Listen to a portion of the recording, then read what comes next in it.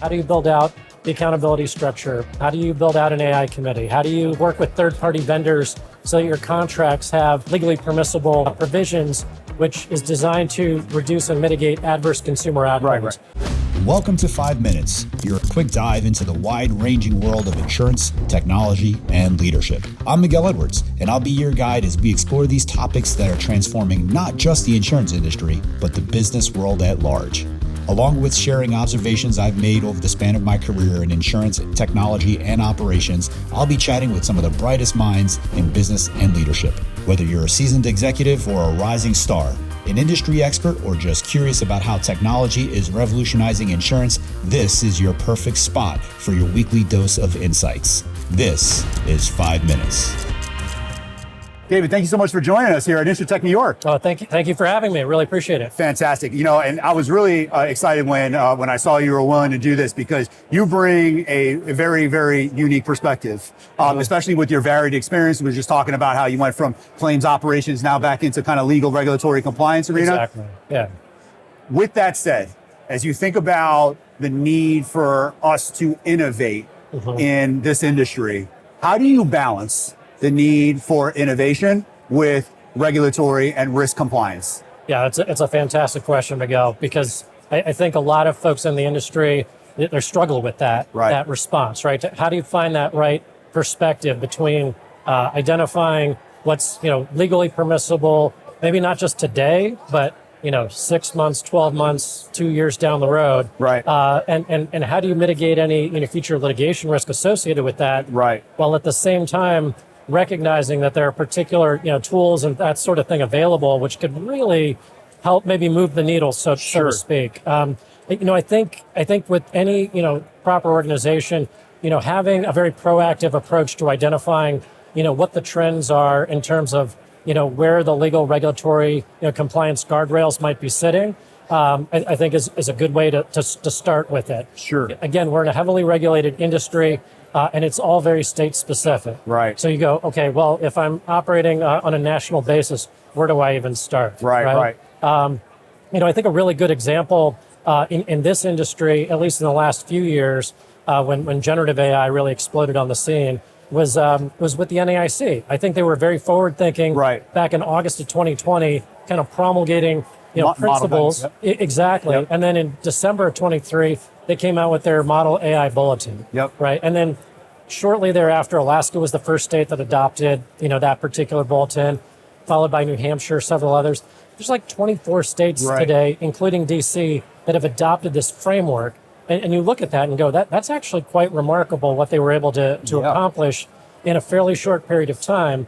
And now as an industry, whether you're a carrier, producer, maybe a technology company that assists carriers with that particular solution, you have at least got a general framework to identify, okay, how do you build out the accountability structure? How do you build out an AI committee? How do you work with third-party vendors so that your contracts have legally permissible provisions, which is designed to reduce and mitigate adverse consumer outcomes. So I thank the NAIC for putting something out there that as an industry we can look forward to, adopt, and then basically then create the environment where innovation can then happen in a much more safer, responsible, ethical way. Right. Whereas if that wasn't present, I think many folks would be struggled or challenged by trying to identify what's a proper way of really going about this process. Right. And when that happens, then you tend to freeze up. And then innovation, I think, gets a bit more stifled. Yep. That makes a lot of sense. David, you talked about, the monitoring trends.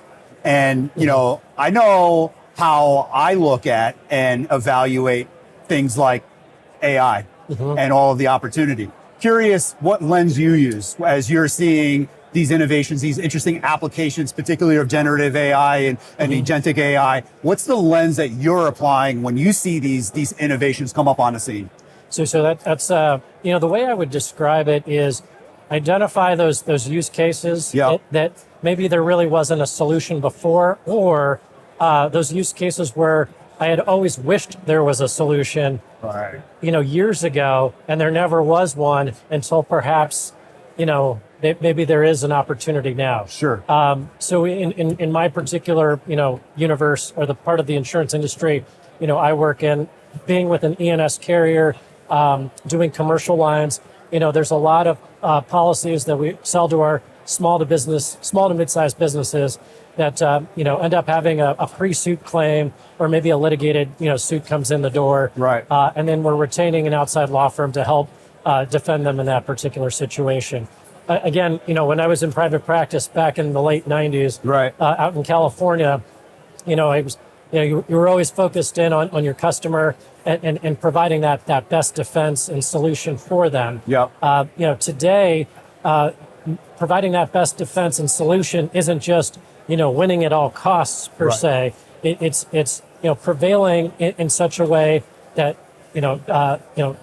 basically protects their reputation, does so in a cost-effective manner, Right. and minimizes the time away from the office and the business doing the needs of the business. Sure. Right.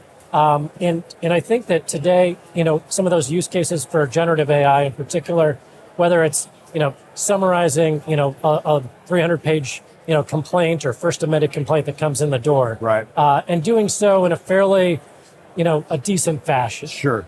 Is it 100%? No, not all the time. Right. But is it getting there? It's getting there in ways that we haven't seen before. Same with deposition transcripts. Right. If you're trying to identify the best ways to provide a defense for your policyholder, and you have 10 deposition transcripts, each that are 3 volumes long, hundreds of pages, how are all the different witnesses discussing or describing a certain event that took place? Sure. I think some of the tools that are available nowadays allows us to have more insight into those areas and identifying the evidence that can actually provide those solutions. Yeah. Not just from an insurance carrier perspective, but also the law firm perspective. Right. So I'm a huge advocate of law firms also, properly, ethically, responsibly using the technologies, or at least identifying ways to use the technologies to provide those types of solutions. Yeah. So you lead me to a really interesting place. I do a lot of reporting, particularly because I'm from Florida, on things like social inflation, Yes. and things like kind of nuclear verdicts and things like that. Right. As especially with your experience, as you think about the impact that AI will have on that, from a litigator's perspective, from a plaintiff's perspective, Right. Is it going to get worse? Is it going to get better? Is it going to kind of move, in tandem? I never pretend to know the answer to those types of questions. Right. I think there are much smarter people than myself who could pontificate as to where things may head directionally. I will say, you're bringing up Florida in particular. Right. I think many in the industry have been hopeful that a lot of the reforms that took place, like on the property side at the end of 2022, Yes. or the tort reforms on the casualty side in kind of that February, March of 23 timeframe. Yes. I think you're actually seeing Already. a lot already, Yep. some of the benefits of that leveling of the playing field. Absolutely. And in fact, I was at a meeting, recently where I think you're seeing a stabilization Yes. in the marketplace. You're seeing a lot of new capacity come carriers, into yep. place. That's exactly right. Yeah. So I think perhaps that's been the bigger impact. Yes. And to be honest, you're seeing, comparable situations now being played out in Georgia, for example. Right. Right. Georgia last year promulgated a data call amongst all carriers, admitted carriers, surplus lines carriers, and based on the feedback of that particular data call, Governor Kemp, came out and promulgated, really espoused, was it SB 68, Okay. SB 69, dealing with tort reform, third-party litigation funding reform. Right. I think you're starting to see some of the groundwork being laid for some real improvements in that particular space. Yes. And then when you take that, then coupled with perhaps, better generative AI tools Yep. to help provide more clarity to policyholders as to, what is this whole litigation process? Put in digestible terms what this lawsuit means. What do I need to do to establish a defense properly for myself? And it's the same with the plaintiff's bar. They're doing the same exact thing, right? There's a outfit out there that has a fairly large valuation right now that spins up or uses generative AI to help generate medical demand packages. Oh, wow. Right. And so I think on the defense side, you're seeing solutions designed to summarize that. Right. So it really is an interesting dynamic that's taking place out there.